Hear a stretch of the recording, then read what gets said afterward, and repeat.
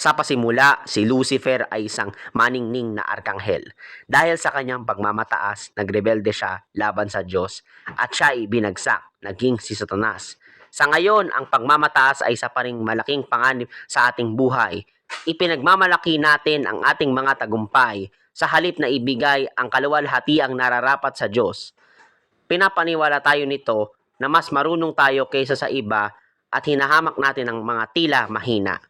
Higit sa lahat, binubulag tayo ng pagmamataas sa ating mga kasalanan at nagiging dahilan upang tanggihan natin ang kaligtasan ng Diyos.